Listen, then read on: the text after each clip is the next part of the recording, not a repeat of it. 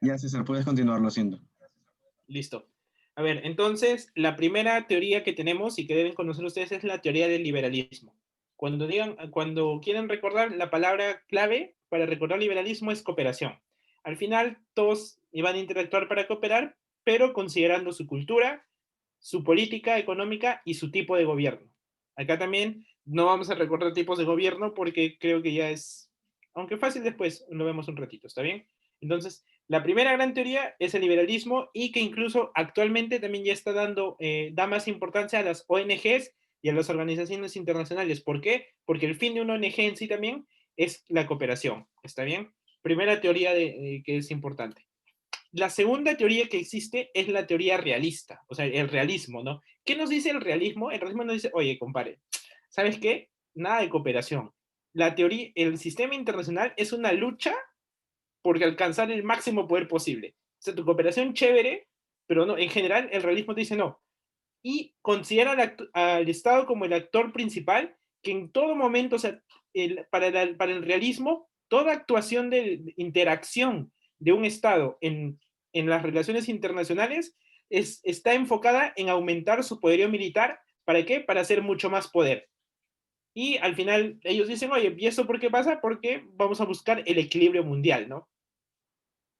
Y en esa misma línea, ojo, o sea, considerando igual que los realistas te digan que, pucha, tu cooperación bacán, sino yo creo que es que cada uno busque el máximo poder, dice, pero ojo, pero también te voy a reconocer a los ONGs y a las organizaciones supranacionales. Y las empresas multinacionales, y algo interesante acá, ellos también consideran, por ejemplo, a las organizaciones terroristas, ¿no? Como parte de la interacción.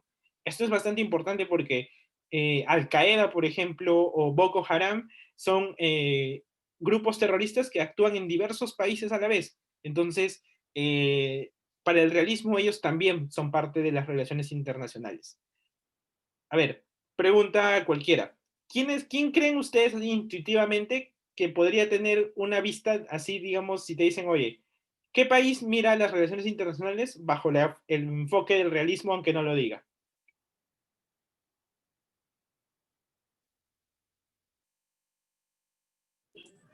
No sé. ¿No se les ocurre uno? ¿China? Ya, por ejemplo, a ver, denle una leída al toque de lo que yo les dije. O sea, ¿Rusia? claro, lean los PPTs y qué países se les hacen familiares. Oye, ¿qué países, pucha, compran armas? Rusia y Estados Unidos, ¿o no? Sería Estados Unidos, porque no se me ocurre Exacto. otra. Ajá. Por ejemplo... Pero no entiendo lo de terrorismo en Estados Unidos. O sea, de considerarlo como un actor importante. Claro, el realismo lo considera un actor de las relaciones internacionales porque los grupos terroristas actuales interactúan desde diversos estados. Entonces ya deja de ser una problemática únicamente de Nigeria y pasa a ser una problemática de toda África, por ejemplo, en el caso de Boko Haram. Entonces el realismo te dice, oye, está bien. Ahora, acá se dan cuenta que hay dos polos. Un polo que te dice, oye, las relaciones internacionales y los países interactúan con el fin de cooperar. Tienes el realismo que te dice, no, compadre, el fin es tener la mayor cantidad de poder posible. Ya, como en todo, en general, son los extremos. César, tengo una duda ahí. Dime. Dice que en el realismo como que los países buscan el mayor poder posible, pero no entiendo eso del equilibrio mundial, porque el hecho de que buscas poder no sería como que un desequilibrio o algo así. Es que el realismo te acepta, Sabina, que no hay un país hegemónico, ¿no? Digamos, mira la realidad y te dice, ¿sabes qué? No solo hay un país que contiene esta concepción, sino hay otro. Partiendo entonces de que hay dos como mínimo que interactúan bajo esta concepción, dice, al final esto te va a dar un equilibrio, ¿no? Que técnicamente, mirándolo desde un punto de vista teórico, puede ser cierto, ¿no? Porque a una acción de China, de Estados Unidos, tenemos una reacción de Rusia o de China. ¿Te das cuenta cómo empiezan a interactuar y dan un cierto equilibrio al poder? No sé si ahora se entiende mejor. Sí, entiendo. Listo. Entonces, nuevamente, estos son los dos extremos para entender relaciones internacionales. Y después viene la escuela inglesa. La escuela inglesa te dice, es como que, ya, mira, ven, tienes razón tú, no puedes decir que es solo A o solo es B. No, es como, y todavía se llama la teoría libre realista, ¿no? Es como que prácticamente la escuela mixta lo que dice es ambos tienen razón y que las dos concepciones son válidas, porque hay estado, o sea, un estado no solamente va a actuar de esta manera o solamente va a actuar de esta manera. Y esta es como que la escuela más seguida en general, porque sí, pues Estados Unidos puede ser un monstruo militar, pero también tiene áreas de cooperación. Entonces no puedes encasillarlo solamente en el realismo. Ya cuando hablas, digamos, cuando hablas de interacción, ¿no? Y hay países que no solamente cooperan, sino al final todos buscan ubicarse de alguna manera en el panorama internacional. ¿Está bien? Entonces, la escuela inglesa es un punto medio. Y en general es el punto más sensato, ¿no? De entender que sí, pues, hay países que podrán tener un poquito más de realismo que de liberalismo, pero al final no hay uno así completamente jalado de los pelos. ¿Y por qué sucede eso? ¿Y por qué no hay uno de un extremo totalmente? Porque estamos hablando de interacciones. Si alguien se va a un extremo, puede desnaturalizar su tipo de interacción y eso no es conveniente para los intereses. ¿Está bien? Y la escuela mixta te dice, mira, algo interesante también de la escuela inglesa es que te dicen, oye, por si acaso, existe el derecho internacional, la seguridad colectiva y la cooperación interestatal. Significa, por ejemplo, que para la escuela inglesa el derecho internacional, que es el derecho que se aplica a los países, es el mecanismo que ayuda a que puedan conciliar ambas escuelas. Entonces te da un mecanismo, ¿no? El mecanismo del derecho internacional, el mecanismo de la seguridad y el mecanismo de seguridad colectiva. Entonces, con ese mecanismo concilias ambas escuelas.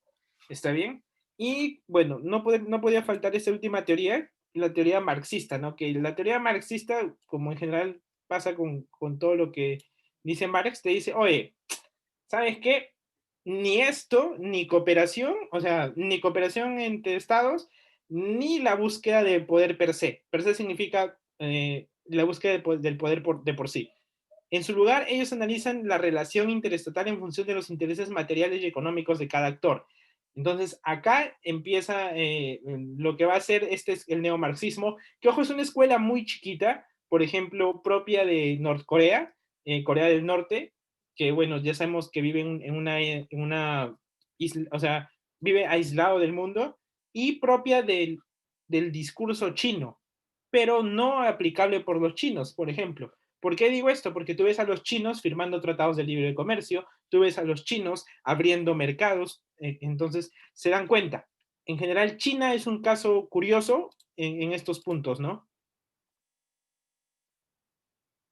¿Está bien? ¿Y qué es el materialismo histórico? Bueno, lo que decía Marx, ¿no? Marx, Engels y todos estos mens que seguro están viendo en filosofía, y creo que casi todos están llevando filosofía, él nos dice románticamente que los cambios en la sociedad, en el espíritu, al final son expresados en la superestructura.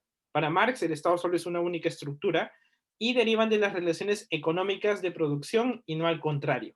Ven que es un concepto ya algo, ¿por qué no aplicamos el neomarxismo? Porque es un concepto en un mundo globalizado ya tirando al obsoleto, ¿está bien? Ya, o sea, incluso pasa acá, ¿no les ha pasado a ustedes que ven a un señor, imagínense van a la plaza de un parque y encuentran un señor dando un discurso sobre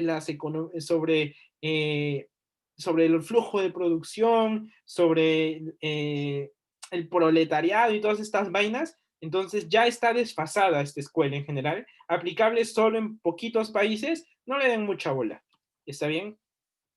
Pero es necesario tenerla, sí, es necesario saber que existe una escuela, sí es necesario saber, pero como se dan cuenta, el neomarxismo te dice ni A ni B, al final todo es relaciones de producción y relaciones económicas. Ya, pero eso podrías encajarlo en otra teoría, sí, pero así es Marx, así son ellos. Tenemos que comprenderlos, no nos queda otra cosa. ¿Está bien? Entonces, fin acá de la parte de las teorías. ¿Alguna duda, consulta, comentarios sobre las teorías? ¿Alguien no le quedó claro? ¿Alguien? César, una pregunta. En la parte del neomarxismo, o sea, el hecho de eso de que los países se muevan por intereses, o sea, yo entiendo, en realidad me parece que es como que es cierto, pero o sea, dijiste que se puede encajar en otra teoría, más o menos cuál sería, porque... Yo le encajaría incluso en la teoría mixta, Izumi, porque lo que hace el neomarxismo en general es tratar de encasillar absolutamente todo en relaciones económicas de producción. Que si bien es cierto, o sea, si lo analizas muy a fondo te puedes comprar ese argumento, pero tú tienes otro tipo de interacción. Ningún país interactúa únicamente pensando en su economía de producción. Si no, no tendrían diplomacia, si no, no tendrían mercados, si no, no tendrían organizaciones internacionales, si no, no habría cooperación. No sé si me dejo entender. El punto del neomarxismo es que quiere reducir toda la variedad, toda la discusión de ambas escuelas y la escuela inglesa, quiere reducirlo únicamente al económico. Entonces, creo yo que eso no es factible, ¿no? O sea, teóricamente sí puedes hacerla de Olivares, fumar algo y entenderla, pero de ahí no es más relevante. ¿Está bien? Ok. Pero igual ténganlo en cuenta. No vaya a ser que les toque a alguien que empiece a hablar solo en términos de Marx y en términos económicos. Listo. Entonces, acá acabamos con las teorías. Entonces, las teorías son conceptos y desarrollos que nos dicen que tratan de explicar la interacción de los países. ¿Está bien? Ahora nos vamos con otros conceptos. El primer concepto, y creo que si es tanto, esto es, digamos, algo que cuando lo entendió, creo que cuando Anto lo entendió, le abrió los ojos bastante porque ayudaba mucho a construcción de argumentos de A o B y ayuda mucho también cuando tenemos debates sobre el reconocimiento de países, es cuando hablamos de los componentes de un Estado, una nación. ¿Quiénes son casi los actores principales o quienes más interactúan? En general son todos los países. Y es por ello que en primer lugar nos enfocamos en ellos cuando hablamos de relaciones internacionales. ¿Está bien? Ahora, ¿alguien me puede decir la diferencia entre Estado y nación?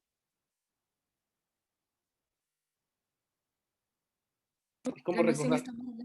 La nación está más relacionada al grupo de personas y el Estado está más relacionado a un organismo. Por ejemplo, el pueblo kurdo que es una nación sin Estado. Ya, muy bien. Exacto. La nación está muchas veces relacionada a un grupo específico de población o de personas que puede muchas veces estar dispersa, ¿no? Por ejemplo, un ejemplo de acá de Perú es la nación Huanca, para los huancaínos, o la nación Chanca para los que son de Apurímac, ¿no?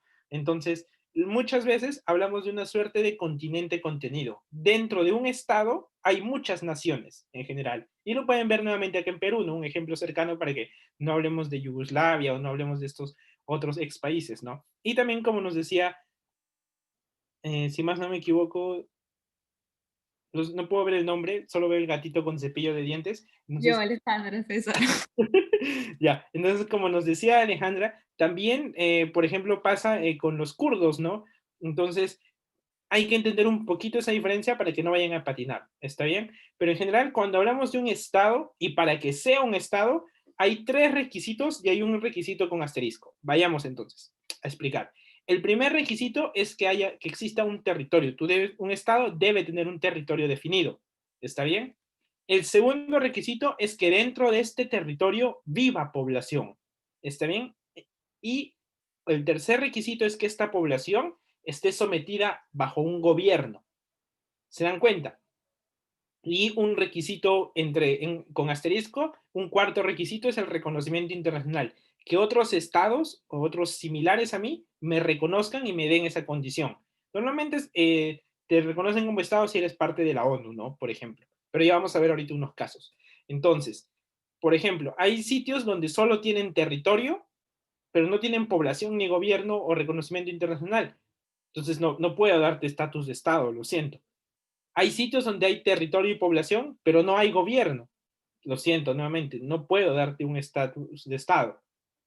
Y lo último es, hay muchos sitios con población y gobierno, pero no tienen territorio. Y ya se pueden estar imaginando algún ejemplo súper famoso. ¿Está bien? Pero sí hay estados sin reconocimiento internacional, ojo. ¿Está bien? Quizás es digamos, ese cuarto requisito el que esté evolucionando más en el tiempo. Pero los otros es como que, si no tienes esto, lo siento, no eres un estado. Es como que un checklist cuando veamos países. Tiene territorio, tiene población y tiene gobierno, bacán. Reconocimiento internacional, eso usted puede llamar un señor estado. ¿Está bien?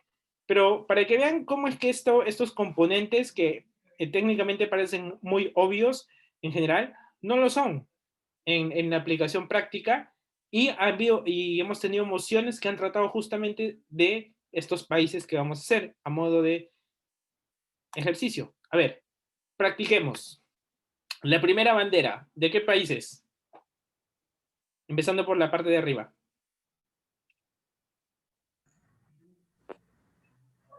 Japón. Perú. Japón. Canadá, Canadá. Ya, a ver, solo uno, al toque. Vamos a empezar Parece de que es lo obvio, Perú. para que no Chile. Ya, a ver, empezamos con Sabina. Sabina, ¿cumple los 4 requisitos Perú? Ah, sí. ¿Cuáles son los 4 requisitos? Población, territorio, gobierno y reconocimiento internacional. Ya, listo. Sabina se salvó con el más fácil. Sí. Siguiente bandera. No hagan que los llame. ¿Eso no es Nigeria? ¿No? Iba a decir eso. No sé. Chicos, no. Sí, un balazo. No sé por qué me suena a Israel, pero no sé si... Tibio, tibio. ¿Qué suena? Palestina. Sí, sí. Es Palestina. ¿Quién dijo Palestina? No, yo, Joaquín, pero dije la champa, justo. Ya, listo. Por champero, entonces, contigo hacemos el ejercicio. ¿Palestina cumple los 4 requisitos, Joaquín? No sé, la verdad. Creo que no tiene reconocimiento internacional. Entonces no es un estado. Supongo que no. ¿Supones? A ver, partimos de lo que dije anteriormente. Hay 3 requisitos y uno opcional. Eso no es un estado. No lo sé. ¿Alguien que sepa de Palestina? ¿No sería una nación entonces? A ver, Palestina es el primer, y porfa, ya esto es tarea de ustedes también, averiguar el conflicto de Israel y Palestina. Palestina tiene territorio, tiene gobierno y tiene población. Y tiene parcialmente reconocimiento internacional. De hecho, Palestina e Israel en general son dos polos. Israel dice que no existe Palestina y que su territorio es Israel, y Palestina dice que es Palestina y tiene toda su estructura. Y solo ciertos países reconocen a Palestina. Entonces, acá este es un caso curioso porque el 4º requisito de reconocimiento internacional lo cumple de manera parcial. ¿Se dan cuenta? Entonces, parecía fácil, porque la mayoría lo cumple el 4 y hasta parecía obvio. Ya estamos viendo que no. Ojo, moción en el TODI de Israel y Palestina. Existió. Esta casa, no, si más no recuerdo, esta casa reconocería a Palestina, por ejemplo. Hay que tener en cuenta. ¿Cuál es la falla en Palestina? El 4 a medias. El 4 requisito. Siguiente bandera. Vaticano. Oye, yo quería decir... César, Igual pero, yo hablé de Perú, así que tú es el Vaticano. pero eso no es. Es un Sí, estatus. sí, Sí, es un estatus confuso. Porque sí es para de lo risa. que lo reconoce, pero ojo, ante la ONU, que es un factor interesante, Palestina ante la ONU está como miembro observador, no como miembro permanente, a considerar. ¿Por qué? Porque en la votación de reconocimiento no alcanzó la mayoría, pero lo reconocen. Entonces, este es un país inédito, es un caso especial. Es como que si yo le pregunto, ¿o eres o no eres? Sí es parcialmente y no es parcialmente. Ambas respuestas son válidas. Caso curioso, por eso te digo que algo que parecía obvio no se cumple. Algo así. A ver, siguiente. Sabina no vale, porque ya jugó con Perú. Pero ya les dijo que es el Vaticano.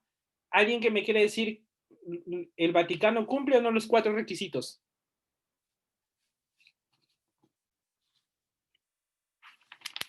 La verdad yo no sé si tiene reconocimiento internacional. Como siempre he escuchado toda mi vida que es un país, pero no sé si tiene...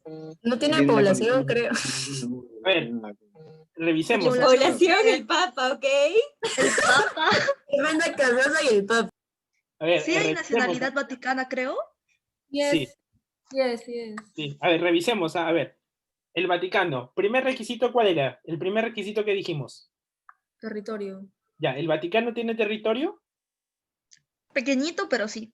Exacto, tiene. Dentro de Roma le ha cedido. Roma le ha dicho, mira, te cedo esto. Rocío, segundo requisito. Ah, no recuerdo cuál era el segundo requisito, me voy a frenar. Perdón. Población. Población. Ayúdenla. Población. ¿El Vaticano tiene población? También está Sí. el Papa, la Guardia Suiza y los que viven ahí, el clero. El Papa, la Guardia Suiza y el clero. Exactamente, Rocío. Ellos son la población. De hecho, es el país menos poblado del mundo.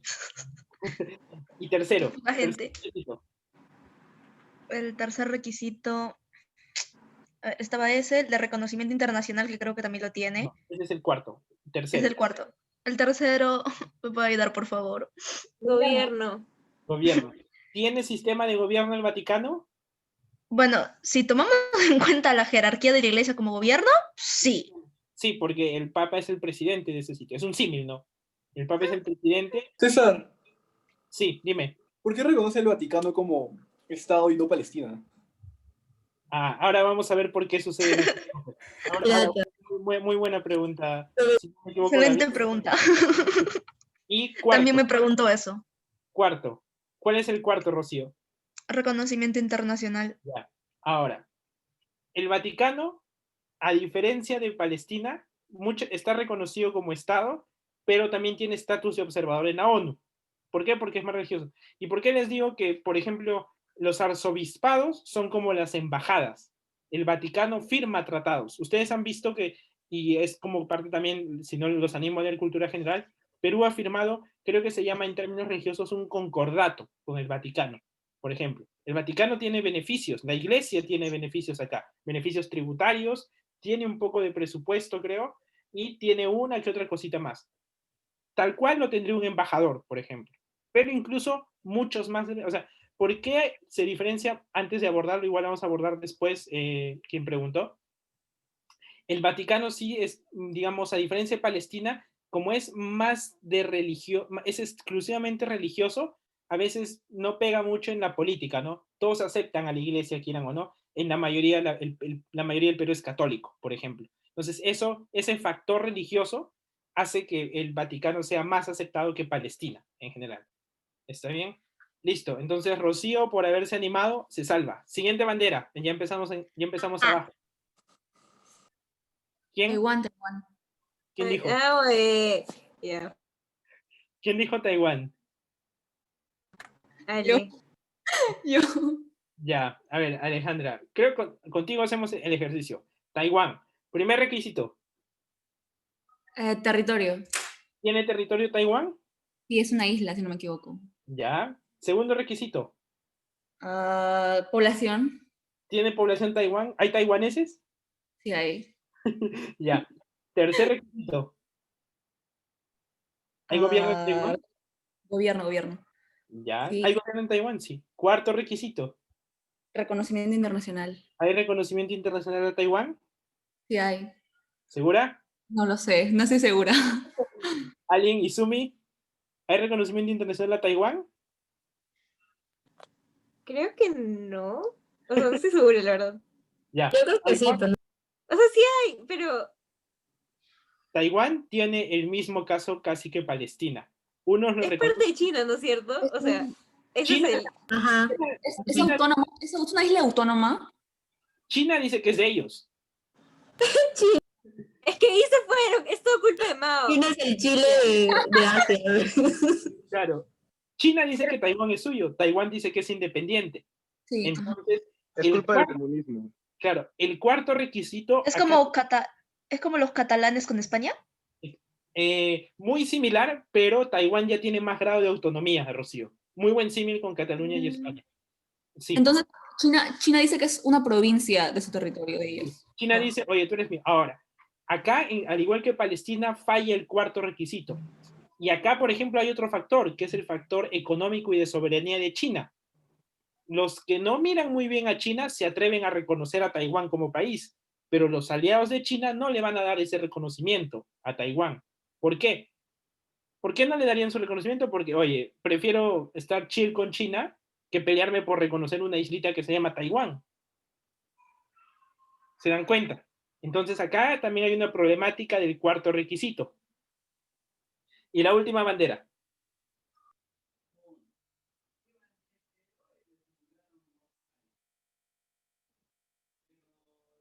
Última Yo bandera. sabía de contar que la ¿Kosovo? pregunta a mi papá si la Vale, pensó si la y- googleé, es Kosovo, Kosovo. Kosovo, Kosovo, Kosovo. Ya. ¿Quién está diciendo Kosovo, Kosovo, Kosovo? Yo.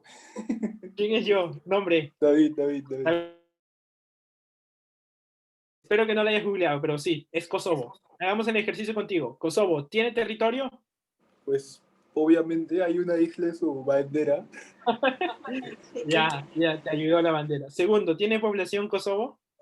No creo de que no viva nadie, o sea, obviamente tiene bandera, así que supongo que tiene población. Ya. Tercero, ¿tiene gobierno Kosovo? Debe tener. Aunque Ya. es uno chiquito, ¿no? Y el cuarto requisito. Obviamente no tiene reconocimiento internacional, creo, porque nunca he escuchado de eso. Ya. Y- Kosovo, por ejemplo, a diferencia de Palestina o Taiwán, Kosovo tiene 0 reconocimiento internacional. XD. Tiene población, tiene territorio, tiene gobierno, pero nadie dice, hola Kosovo, yo te reconozco como país. ¿Por qué? Vamos a ver en un momento. Entonces, se dan cuenta, la mayoría, ojo, de los países son obvios, como Perú. Tienen todo y ya. Pero las mociones suelen, y muchas de las problemáticas en mociones de relaciones internacionales y de países, suele, cuando enfocan esta área, enfocar el número 4. Problemas en el reconocimiento internacional. ¿Está bien? O estatus que te dejan dudando, ¿no? ¿Por qué el Vaticano sí? ¿Por qué Palestina? ¿Y por qué no Taiwán, por ejemplo? ¿Y por qué Kosovo 0? O sea, mira, a Palestina y a Taiwán le han dado bola a algunos, pero ¿por qué no le dan bola a Kosovo? ¿Y por qué al Vaticano sí? Porque está chiquito. Puede que esté chiquito. Kosovo, tengo una pregunta. ¿Kosovo es culpa de Suecia? Kosovo es culpa de 50.000 personas. Ya, ahorita XD. vamos a identificar culpables en la siguiente diapositiva. Entonces, se dan cuenta, algo que parecía súper básico de 4 requisitos de un Estado, no es, parecía la regla general, encontramos estos casos. En debate es bueno saber estos casos. ¿Está bien? Ahora, y esto respondemos. ¿Qué factores influyen y sobre todo en el requisito 4? El primer factor que debemos ser conscientes es el colonialismo. Por ejemplo, y ahora que he empezado a ver hace un par de semanas The Crown, me doy cuenta, por ejemplo, y todos se dan cuenta cómo evolucionó el colonialismo inglés. Antes Australia era una colonia literalmente Dios salve a la reina. África era prácticamente full colonias de Dios salve a la reina. Pero ¿qué ha pasado después? Han habido fenómenos de ¿Y descolonización. todavía está viva la reina? Todavía está viva la reina, ¿no? O si es que no sabían, Canadá, que también rinde Dios salve a la reina. Entonces, el colonialismo muchas veces influye también en esto hasta ahora, en el reconocimiento de ciertos estados o proyectos de estado, ¿no? Lo segundo, otro factor que influye mucho son los recursos naturales. ¿Está bien? Otro es conflictos pasados y vigentes. Y esto se explica muy bien en el caso de Israel o Palestina. Si reconoces a Israel, te llevas bien con una parte del mundo. Si reconoces a Palestina, te llevas bien con otra parte del mundo. ¿Por qué? Porque hay conflictos vigentes. El tercero puede ser la posición, otro factor que influye es la posición diplomática. ¿A qué me refiero con esto? Ustedes, a ver, yo les hago una pregunta. Ustedes como Perú, viene el presidente de Taiwán y reconocerían a Taiwán. No. ¿Por qué no? No va con nuestros intereses. Las vacunas, ¿no? No, mal con- No, con mi interés.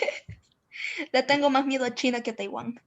Claro, básicamente eso, no es una cuestión de intereses. Oye, en la diplomacia es un ajedrez, ¿no? Oye, si yo reconozco a Taiwán, me voy a ganar problemas con papá China. Si papá China se molesta conmigo, yo pierdo. Entonces, es mejor que yo mantenga mi posición diplomática neutra con Taiwán. Ni sí ni no. ¿Para qué? Para no perder mi posición con otros aliados. ¿Se dan cuenta? Es una cuestión meramente diplomática que puede influir en el reconocimiento, ¿no?, de un país. Otro son las relaciones comerciales, que creo que es bastante evidente, ¿no? Es ponderar simplemente costo-beneficio. Y por último, también hay aspectos étnicos y culturales. Por ejemplo, esto pasaba con el conflicto entre suníes y chiitas en Siria, donde los suníes querían uno y los chiitas querían otro. O pasó, por ejemplo, hace mucho tiempo en Ruanda, con los hutus queriendo gobernar versus los tutsis que también querían gobernar y se masacraron literalmente entre ellos. Entonces, deben ver Ruanda, por ejemplo, era un desastre, ¿no? y habían aspectos étnicos, culturales, que influían en eso. ¿Por qué? Porque algunos estaban con los Hutus, algunos estaban con los Tutsis. Entonces, ¿a quién reconozco y cuáles son los impactos? ¿Se dan cuenta? Entonces, creo que ahora sí se responde la pregunta, ¿por qué hay problemas con el cuarto elemento muchas veces? Por estos son los problemas que básicamente suceden, ¿no? Colonialismo, recursos naturales, conflictos, mi posición diplomática, mis relaciones comerciales o incluso mis aspectos étnicos y culturales. ¿Está bien? ¿Alguna duda de estos factores que influyen?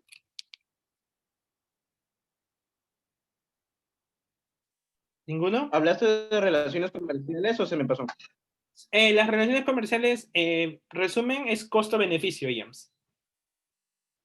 Puramente costo-beneficio. Ok. Listo, nos vamos a la siguiente.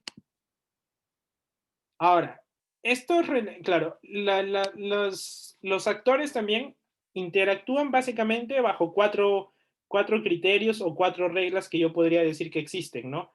O sea, lo primero es el derecho internacional público, es digamos, el derecho que rige para los estados, ya lo vamos a ver en un ratito, la costumbre, la diplomacia y la buena fe. Son como que 4 aspectos que vamos a encontrar casi siempre en estas relaciones, ¿no? El derecho como reglas, la costumbre como situaciones que ya suceden, la diplomacia como, bueno, seamos amigos, y la buena fe, oye, yo confío en ti. ¿Está bien? Es así como se relacionan estos actores. Ahora, acá un concepto también muy, muy importante que ustedes deben conocer, porque hay muchos debates donde o A, vas a tener que defender este principio, es un principio, o B, vas a tener que decir por qué tenemos que violar este principio. ¿Está bien? Entonces, ¿qué es la soberanía? En general, la soberanía es el poder supremo que tiene el Estado frente a sus subordinados. ¿Quiénes son los subordinados? Obviamente nosotros. Y esto incluye agrupaciones humanas y todo lo que sea integrante del Estado. Entonces, la soberanía es el poder que ejerce quien en este momento preside el Estado frente a nosotros. ¿Está bien? Este poder se manifiesta también con sus pares, por ejemplo. Un Estado es soberano frente a otro Estado. Significa que yo soy soberano solamente en mi territorio. ¿Y cómo es que delimitamos la soberanía? Es lo que llamamos las fronteras. Entonces, las fronteras tienen razón de ser como delimitación no solo territorial, que es importante, sino también delimitación de soberanía. Por ejemplo, ¿ustedes creen que un avión puede salir de Perú y, digamos, se va a Miami y pasar como si nada por encima de Ecuador?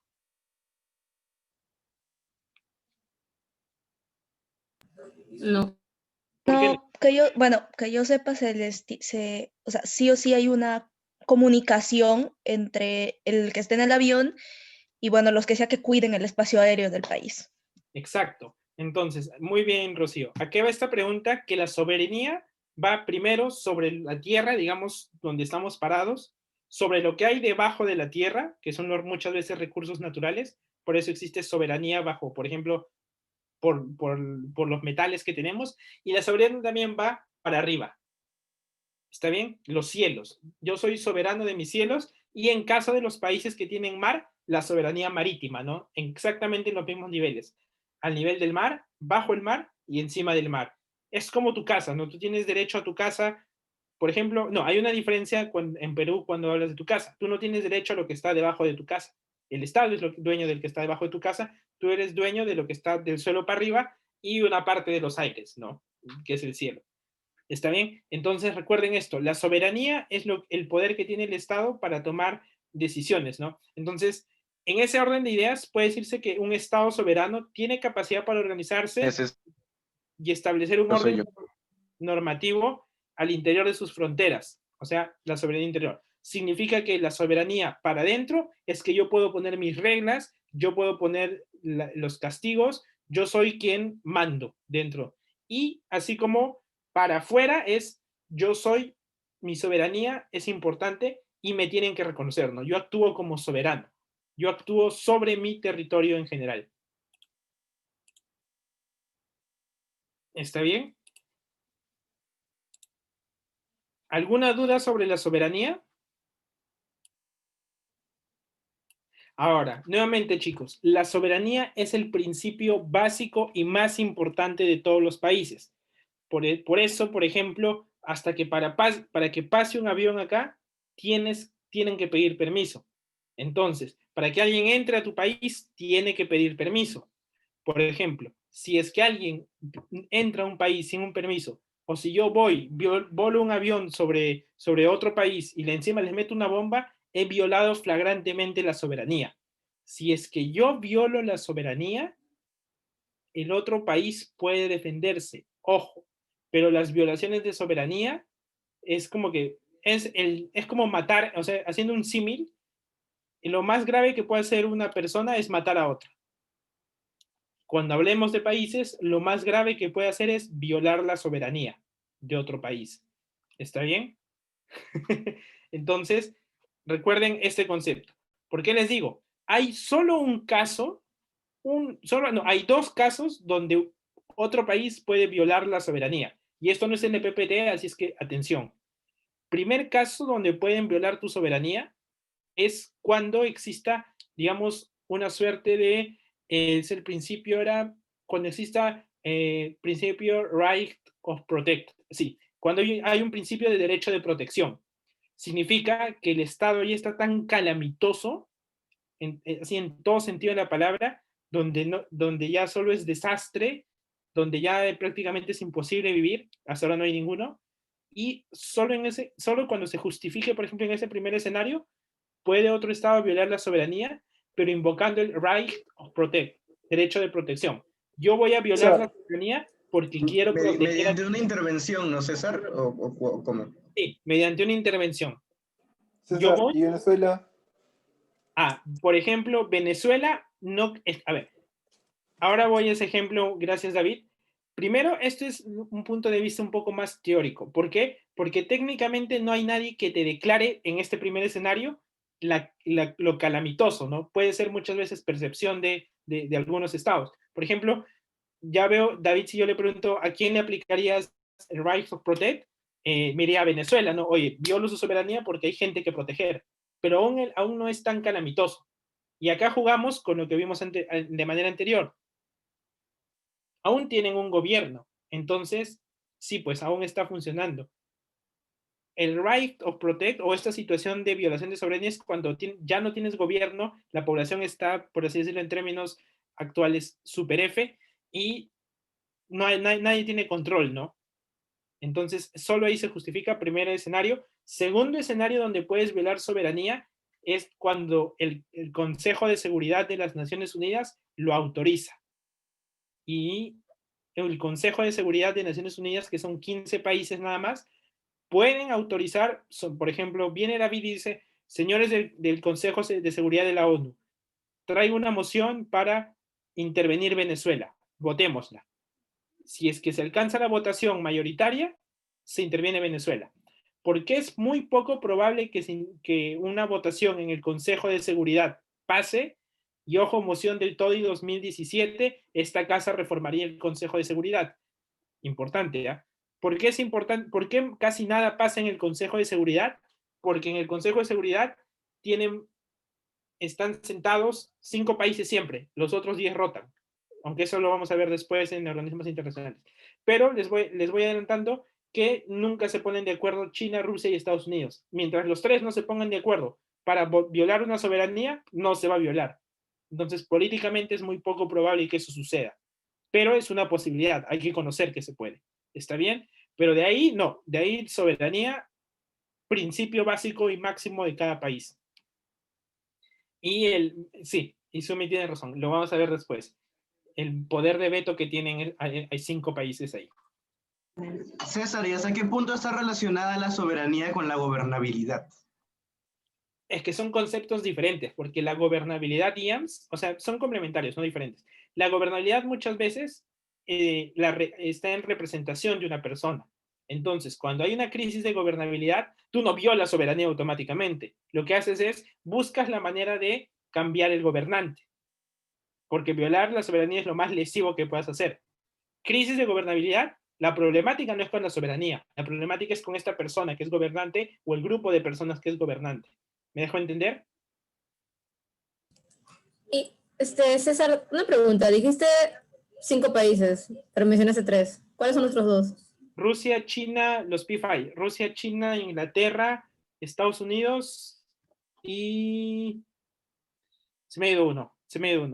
A ver, voy a buscar acá. Son los llamados... ¿Francia?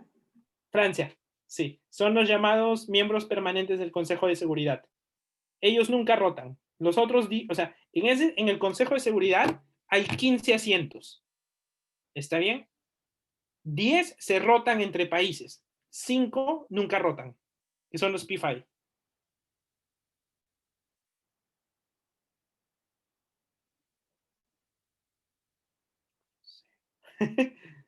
Sí. Les voy a dar ahora la info para... a ver. Estados Unidos, Rusia, Francia, Reino Unido. A ver, Estados Unidos, Rusia, Francia, Reino Unido y China. Son los P5. Son los 5 miembros permanentes. Ahora, por ejemplo, moción nuevamente del TODI 2018. Esta casa reformaría el Consejo de Seguridad. ¿Por qué? Porque para algunos Francia ya no tiene mucho sentido. Para algunos ahora hay un nuevo orden mundial.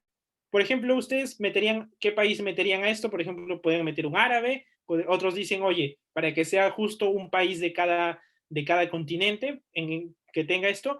¿Y por qué es importante ser miembro permanente o no miembro permanente? Es que se los adelanto, el miembro permanente tiene el poder de veto. ¿Qué significa veto? Que si la votación está 14 votos a favor para violar para intervenir soberanía y violar soberanía de Venezuela, Rusia dice, me opongo, F. El poder de veto es, aún así haya mayoría, si yo digo no, no se hace. Entonces, ¿ya ven por qué es poco probable? Porque ¿quiénes creen que usan más sus vetos? Estados Unidos, Rusia y China. ¿Por qué? Porque Rusia es aliado de Venezuela. Entonces, nunca en la vida va a probar que se viole la soberanía de Venezuela. Está bien, los Estados Unidos, buena chamba, convenciste 14, tengo poder de veto, lo siento, tus 14 no sirven. Y listo, la resolución no pasa y no invadimos Venezuela. ¿Se dan cuenta? Porque es bien difícil que, digamos, el camino legal establecido para violar soberanía suceda. Y el otro que es más fácil, el right of protect, carece de alguien que pueda declarar, ¿no? Estado de necesidad. Y yo intervengo por eso, ¿no? Es más subjetivo. Porque creo que David declararía ahorita right of protect en Venezuela y va y viola su soberanía. Pero puede que no suceda así. Listo. Hemos invertido bastante tiempo en soberanía, pero creo que es importante. ¿Todo claro con soberanía? Sí. Listo, nos vamos al siguiente derecho. No. Principios de las relaciones internacionales. Esto también sería bueno tenerlo siempre a la mano. Primero, principio de autodeterminación de los pueblos. ¿Qué significa esto? Que cada pueblo tiene la potestad de hacer sus propias reglas, de hacer sus propios... de regir su pueblo, o sea, de organizar su pueblo como ellos quieran, ¿está bien? Primer principio importante. Ahora, si no recuerdo, moción de Semude 2018 o 19, esta casa,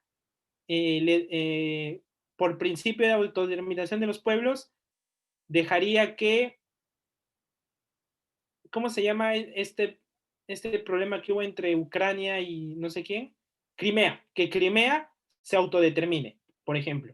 Ahí el principio, Crimea decía, oye, por principio de autodeterminación, yo quiero ser ruso, no quiero ser ucraniano.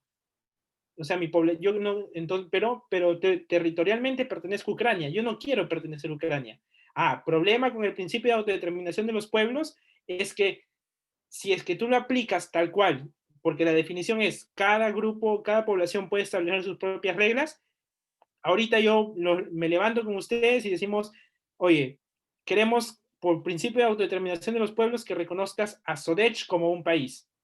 Y eso, por ejemplo, aunque ustedes no lo sepan, se quiso aplicar en Puno.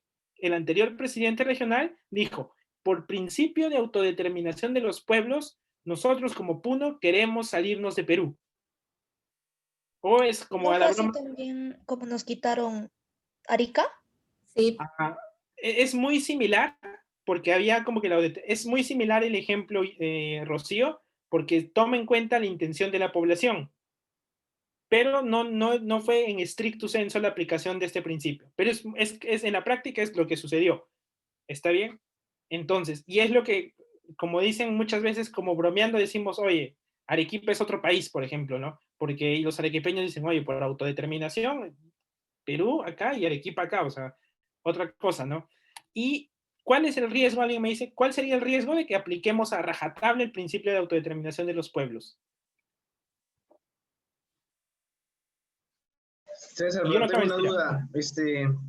El país al que quieren pertenecer también lo tiene que aceptar, ¿no? Porque tampoco es que yo Sí, llegue y claro, de la nada diga, quiero que sea parte de Italia, ¿no? claro. Uno, si es que acepta, y el golondrón que se va a armar si es que acepta, o dos, que se quiera independizar.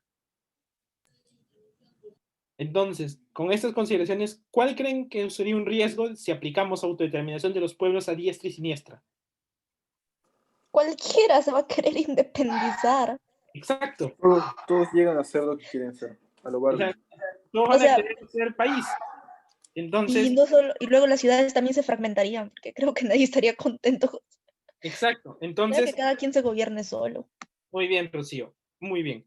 En ese caso, por ejemplo, como dice Rocío, si bien se reconoce a todos los países la autodeterminación, a todos los pueblos, no lo puedes aplicar a diestra y siniestra, porque basta que tú reconozcas a Puno, por este principio, en África ya te están saliendo otros países, en el sudeste asiático ya están saliendo otros países, y si aceptaste con uno, tienes que aceptar con todos. Por ejemplo, y acá un caso más famoso, ¿quién creen en Europa, específicamente en España, pide autodeterminación de los pueblos? Cataluña. Cataluña, por ejemplo. Y ojo que no está muy lejos el País Vasco de querer hacer lo mismo, o de los gallegos, ¿se dan cuenta? Entonces, ahora se dan cuenta que si lo vemos desde el principio de autodeterminación de los pueblos, se entiende por qué no se deja que las aspiraciones de Cataluña tengan buen éxito? ¿Qué implicaría? Nos damos cuenta, porque si yo uso un principio Darle de... luz verde al País Vasco y a los gallegos también. Exacto, entonces ya tenemos una arista de análisis solo Y que usando... España se quede chiquitita. Claro, solo usando el principio de autodeterminación de los pueblos podemos entender y armar casos. ¿Por qué? Porque ya decimos, si te toca moción de Cataluña, oye, te usan por el principio de autodeterminación de los pueblos, Cataluña debe ser país. Compare, es que no funciona así este principio. Si bien el contenido es ese del principio, no es que puedes aplicarlo, ¿está bien? Primer principio. Segundo principio, igualdad soberana. ¿Qué significa este principio? Que todos los países son soberanos entre sí. Significa que soy soberano dentro de mi país y tú tienes que respetar mi soberanía. Yo reconozco tu soberanía, entonces estamos hablando de una igualdad soberana. Asociado al tercer principio, el principio de no intervención. Significa que, y ojo que esto es más allá de una intervención no territorial, que claro, está prohibido, no puedes violar soberanía. El principio de no intervención también está asociado muchas veces a que los países no pueden como que meterse en los asuntos internos de los otros países. No sé si recuerdo ahora último con el COVID, hubo un problema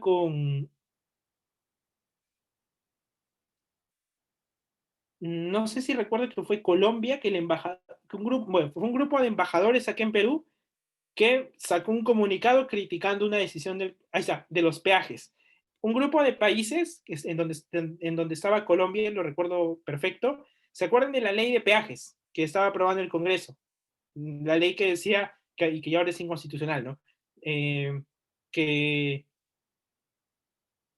que se suspende el pago de peajes. ¿Recuerdan esa ley? ¿Hola? Sí, Ya, a ver, si es que no lo recuerdan, bueno, lo que pasaba es que los inversionistas, los dueños de los peajes acá de las concesiones de Lima, son capitales extranjeros, entre ellos Colombia, Canadá. ¿Qué hicieron? Los embajadores de Colombia, Canadá y un grupo de países sacó un comunicado en los medios diciendo que lamentaban las decisiones del Congreso del Perú. Y al toque salió la Cancillería peruana a decir, oigan, señores, ustedes no pueden hacer eso como embajadores, porque eso viola el principio de no intervención. Estos asuntos son míos, míos y de mi Congreso. Ustedes no pueden intervenir acá. Y se armó una pequeña crisis diplomática y a los 2 días salió un comunicado de pedido de disculpas de estos embajadores. ¿Por qué? Porque no tenían por qué intervenir. ¿Se dan cuenta? Entonces, desde la no intervención territorial hasta la no intervención en asuntos internos. ¿Está bien? Ojo que es muy diferente cuando se habla de opiniones o foros que se hacen a nivel internacional, ¿no? Donde se opina sobre Venezuela o algo, pero es muy diferente a meterse en los asuntos del otro. Principio de no intervención. Cuarto principio, el principio de no recurso a la fuerza. Significa que si yo tengo un problema o algo, lo último, no voy a acudir a la fuerza porque uno puede ser asimétrico y dos, no es lo recomendable. ¿A qué me refiero con asimétrico? ¿Quiénes creen que podrían usar la fuerza? O sea, si es que yo me meto con Bolivia, es muy fácil que gane la Marina del Perú porque Bolivia no tiene Marina. Bueno, sí tiene Marina, pero en el lago Titicaca. Entonces, pero si te buscas lío con un europeo o con alguien que tiene más poder, el recurso a la fuerza no es necesario. ¿Está bien? Quinto principio, el principio de cooperación internacional. Acá, triunfo de qué escuela? ¿O de qué teoría? Liberalista. Liberalista, perdón. Triunfo, claro, triunfo de los liberales. ¿Por qué? Porque su idea fue reconocida como principio, la cooperación internacional. Sexto principio, el principio de reglamento pacífico de los conflictos. Y esto lo vamos a ver en una PPT después. Y el principio de buena fe. Significa que yo voy happy y confío en lo que tú dices. No siempre, no pienso lo peor. Aunque en relaciones internacionales, lo primero que hacen ante una decisión, salen los conspiracionistas y te dicen, cuidado. ¿Está bien? 7 principios a tener en cuenta. Yo creo que con estos 7 principios pueden darle ida y vuelta a cualquier caso. Ahora, acá hay otros 2 conceptos que deben de saber, que es el soft law y el hard law, que es como que el derecho suavecito y el derecho duro, en términos de, por así decirlo. El soft, y están, sí, el orden de las imágenes en este caso sí puede alterar el producto. Entonces, vamos a cambiarlos. Ya, para que no les cause confusión. No sea ansiedad. Listo. A ver, los países, ustedes han visto que, a ver, acá nosotros tenemos leyes en general. Por ejemplo, ahí se enferma el Código Penal y esto. Hay una diferencia entre, por ejemplo, a ver, en los estados se aplica el hard law. Significa que es de obligatorio cumplimiento todas las leyes en nuestro país. Nadie puede no cumplirlas. ¿Está bien? Pero, ¿qué pasa cuando interactúan ya los países? Cuando interactúan los países, tú no puedes tener un código penal mundial, ¿no? Porque no aplica. Cada país tiene el propio. Pero hay muchas veces donde sí los países requieren hacer sus tratados, sus convenios, sus declaraciones, sus cumbres, y los resultados de eso muchas veces es soft law. Significa que no es exigible a los países, no los obliga en general. Por ejemplo, ¿ustedes saben aproximadamente cuántas declaraciones por el clima hay? No. Debe haber como 1 millón, 2 millones, así, las famosas cumbres, ¿no? Que había antes, que venían los presidentes, se ponían de acuerdo, o ahora, o el grupo de la alianza no, el grupo de Río, creo que no, el grupo de Lima, que eran los embajadores contra Venezuela, ya. Hay una diferencia que todos los documentos que ellos emiten se llaman soft law, que significa que no son obligatorios para los países, salvo los países determinen que así sea. Por ejemplo, los tratados de libre comercio, los países sí establecen que van a cumplirlo de manera obligatoria. Pero, por ejemplo, la Declaración de Río sobre el Medio Ambiente es una declaración. Los ODS, los Objetivos de Desarrollo Sostenible, que están ahora, son muy populares, son soft law, porque son, oye, si es que no cumples el ODS número 17, no te voy a mandar a la cárcel o no te voy a multar. Solo es una recomendación. Pero a ver, comete un delito el Código Penal, te vas a Canadá. ¿Se dan cuenta? Entonces hay que tener mucho en cuenta eso. Los tratados o las declaraciones internacionales no son vinculantes, salvo los países así lo acuerdan. ¿Está bien? ¿Alguna duda sobre este concepto?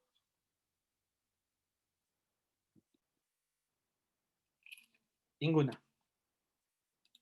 César, Dime. ¿entonces la soft law es como que comunicados más que nada? Sí, es más, yo diría que comunicados, es más declarativo, David. Es cuando se reúnen estos señores de buena voluntad y declaran objetivos, declaran cosas, pero no se obligan entre sí. ¿Por Ya, qué yo como Estado, tipo, los escucho y puedo decir, bueno, no me importa lo que ustedes digan. también, Ay, ¿verdad? sí, también? Ya. Por ejemplo, Trump decía eso, ¿no? Ay, no me importa lo que ustedes digan, me voy. O sea, cambio climático no existe. Y se iba de las reuniones. De Trump. O cuando Irán aparece, vino Irán, me voy. Abandono la reunión. ¿Está bien? Entonces, sí, es más declarativo, pero también, nuevamente, acá depende de cuánto acuerden ellos que puede impactar. Y esto está también, ojo, nuevamente, muy relacionado a soberanía. ¿Por qué? Porque si cada país es soberano y yo decido lo que hago en mi territorio, tú no me puedes obligar ni imponer nada.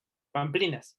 Salvo yo quiera. Salvo yo me someta a la ley, bacán. Si no me someto a tu ley, lo siento. Y es algo que pasa, un ejemplo, digamos, americano.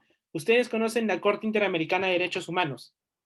Nos paran enviando a cada rato los terroristas. Y nos han ganado varios casos. Por ejemplo, esta corte es una corte solo para países americanos que ve de derechos humanos, pero, por ejemplo, no está Estados Unidos en esta corte. Y Perú sí está. Por ejemplo, en este caso, si Perú decide libremente someterse a las decisiones de esto y cumplirlas, tu roche, compadre. Si tú libremente lo haces, bacán. Si no, también te puede salir. ¿Está bien? Pero si es que tú no autorizas, queda en soft law. Queda como recomendación, queda como buena voluntad, queda como un té de tías de todos los presidentes que, bueno, dijeron, hay que ponernos de acuerdo. ¿En qué? No sabemos, pero vamos a ponernos de acuerdo. Esa es nuestra declaración. ¿Está bien? Entonces, nos vamos al siguiente. Ahora, ¿qué pasa? Que como estos países interactúan, o sea, así como nosotros interactuamos, es muy, muy fácil que muchas veces hayan conflictos, muchas emociones de conflictos también en debate. ¿Cómo es que se iba solucionando esto? Lo primero era la ley del más fuerte. Por ejemplo, se vio un conflicto en las colonias británicas, la reina movía el dedo y listo, el conflicto se solucionaba. Nada que tribunal, nada. O en el virreinato no había un conflicto acá en Perú, el rey de España movía un dedo, nada que justicia en Perú, no. Y estaba, la ley del más fuerte. Después evolucionamos a la condescendencia. Significa, oye, ya, a ver, hay un conflicto, voy a ser condescendiente contigo, ¿no? Yo sí soy el más fuerte, pero voy a dejar de usar mis atribuciones. Ya empiezo a ceder un poco. Y ya a las técnicas actuales, ¿no? Actualmente ya los países negocian entre sí cuando tienen problemas, cuando tienen conflictos. Y también si es que no puede, si es que su negociación no es buena, o sea, no tiene éxito su negociación, se van a los tribunales internacionales, a la justicia internacional. Y el último, y siempre en mayúscula, porque ha sucedido y es una probabilidad latente siempre, aunque no queramos, es la guerra. Ya tuvimos Primera Guerra Mundial, Segunda Guerra Mundial, hemos tenido guerras regionales, guerras civiles incluso dentro de países. Entonces, esto es bastante importante, ¿está bien? Es como una suerte de repaso de cómo solucionaban un conflicto las personas. Me importa mucho el de justicia internacional. ¿Y esto por qué? Porque, ojo, así como, por ejemplo, si es que yo tengo un problema con Izumi o con IAMS, me pueden llevar a un tribunal, a un juez, quien es el que imparte justicia, partiendo de que existe soberanía, chicos, en los países funciona casi similar. País A puede ir con país B ante una corte para que resuelvan un conflicto. Y esto es, digamos, en la época moderna, ¿no? ¿Qué corte más popular tenemos? Por ejemplo, la Corte Internacional de Justicia que está en La Haya, en Holanda. Esta corte, chicos, y esto es muy importante, solo resuelve problemas entre países. Si IAMS e Izumi tienen un problema, Izumi no le puede decir a IAMS que lo va a mandar a La Haya, porque uno, en La Haya no resuelven conflictos de personas, sino solo de países. ¿Está bien? Ahora, caso emblemático que, que ustedes sepan de la Corte Internacional de Justicia de La Haya. no es hace Perú mucho. con La delimitación del La el mar, mechada el mar. contra Chile por el mar. Perú y Chile, ya no como antes, no se mecharon y no se fueron a la guerra del Pacífico, dijeron, Donde nos ganaron. cuando ganaron, dijeron, compadre, tenemos problemas, negociamos, no estoy de acuerdo, no estoy de acuerdo, está bien. Evolucionamos en nuestra solución de conflictos y nos vamos a La Haya. ¿Por qué? Porque Perú, ahora, ambos se fueron a La Haya y el solo hecho de presentarse los dos y aceptar, reconocían la jurisdicción de La Haya. ¿Qué significa esto? Que ambos iban a reconocer lo que diga La Haya. Significa que si le daban la razón a Perú, que felizmente sucedió, Perú respetaba el fallo. Si le daban la razón a Chile, también se respetaba el fallo. Esa es la diferencia, por ejemplo. Pero ahora una pregunta, ¿y qué pasa si, por ejemplo, Perú no iba? Era muy poco probable que no vaya porque había suscrito la corte, estaba adscrito a la corte, Sabina. Me parece que actualmente casi todos los miembros de la ONU son miembros de la Haya, de la corte. Entonces, eso hace que si Perú no quería, Chile llevaba su pretensión. Y si Perú no se presentaba, podían fallar a favor de Chile, por ejemplo, porque Perú no se presentó. Y ese resultado, como Perú es parte, iba a ser obligatorio para Perú. ¿Y qué Ah, ya. pasa si van y tipo uno no hace caso? O sea, ya fueron los dos, la ya habló, y el uno dice, bueno, me importa un bledo lo que hayas dicho, puede ser lo que yo quiera. Ahora, es muy, muy buena pregunta, porque si partiendo de que los dos se habían obligado y ya han firmado un tratado que dice que van a reconocer, si uno no reconoce, sí se puede activar sistemas de exigencia. ¿Por qué? Porque la Haya como corte sí puede decir, oye, cumple o te puedo sancionar o puedo llevar tu caso al consejo. ¿Qué diferencia Nunca hay? llegan a las guerras, ¿no? Acá en este lado de la región no, pero ya viste cómo en Siria sí siguen bombardeándose o cómo en Irak y Afganistán siguen bombardeándose. ¿Está bien? Entonces, primera corte que debemos saber. Segunda corte, y acá sí, en esta corte sí se aceptan personas, es la Corte Penal Internacional. ¿Está bien?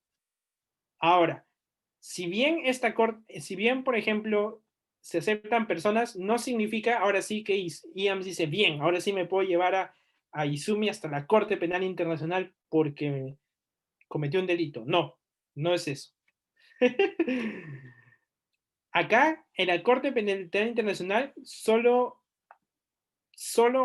puede juzgar ciertos delitos, ciertos crímenes. Primer crimen que sí puede ser denunciado ante la Corte Penal Internacional, el genocidio. Segundo, crímenes de lesa humanidad. Tercero, crímenes de guerra. Cuarto, crímenes de agresión. Perdón, no son 5, sino son...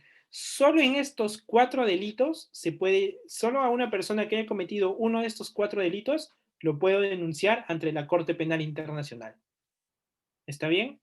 ¿Cuál era el cuarto? Crimen de agresión.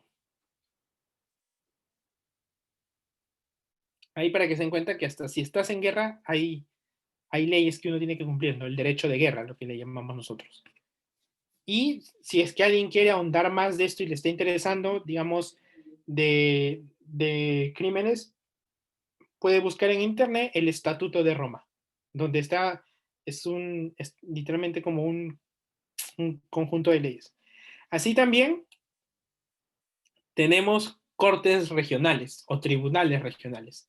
Por ejemplo, nuestra Corte Interamericana, acá en Perú, en América en general, casi toda América está suscrita a la Corte Interamericana de Derechos Humanos.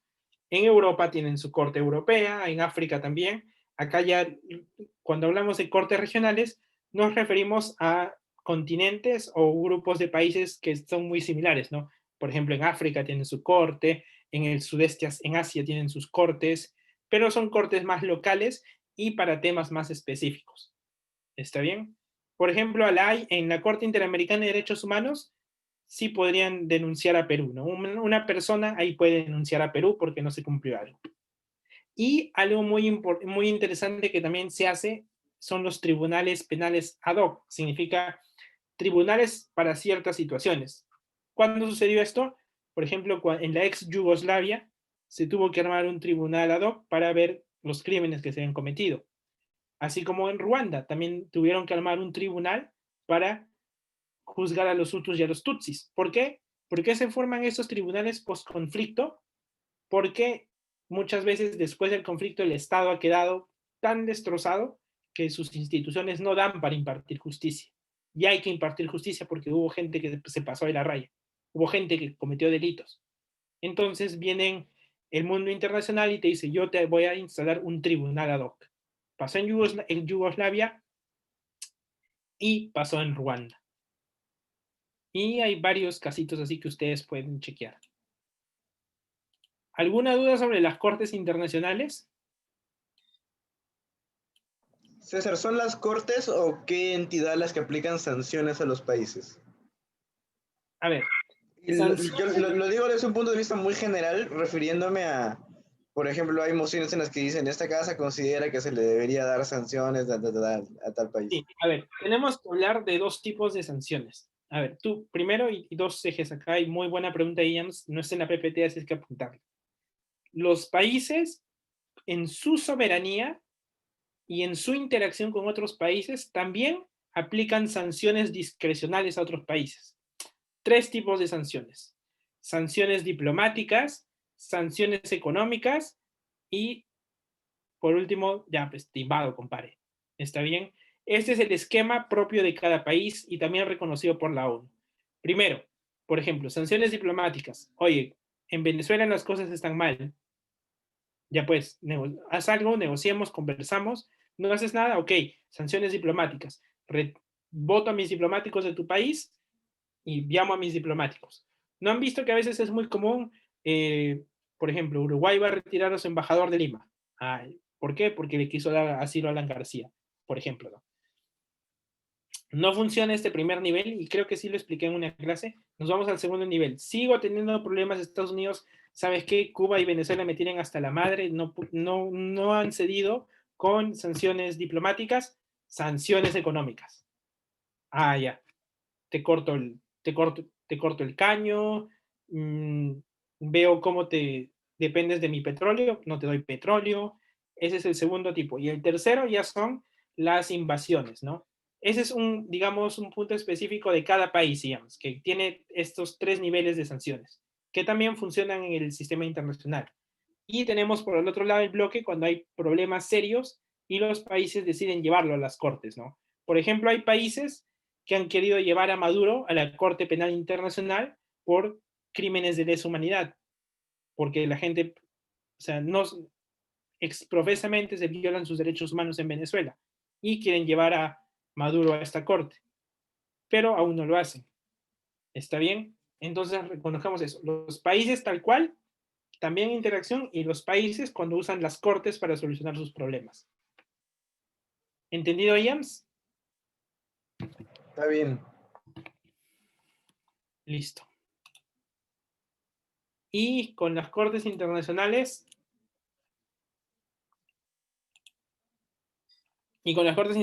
acabamos esta primera parte. ¿Qué tal? ¿Qué les pareció?